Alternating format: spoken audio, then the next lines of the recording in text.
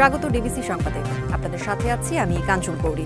শুরুতেই জানিয়ে দেব আকিজ বশির গ্লাস সংবাদ শিরোনাম। রিট খারিজ, ঢাকা দক্ষিণের মেয়র হিসেবে ইশরাক হোসেনের শপথে বাধা নেই। 26শে মের মধ্যে শপথ না পড়ালে আদালত অবমাননা, সমর্থকদের উচ্ছ্বাস।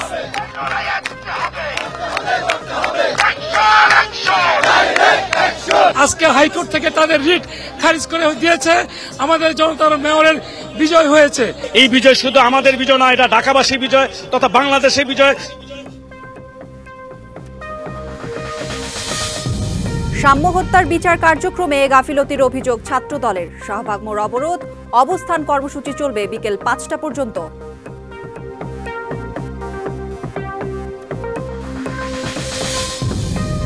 আবারও ভারতে পুশিল, ফেনী, কুমিল্লা, চুয়াডাঙ্গা, পঞ্চগড়, দিনাজপুর সহ বিভিন্ন সীমান্ত দিয়ে নারী ও শিশু সহ 87 জনকে ঠেলে দিল বিএসএফ।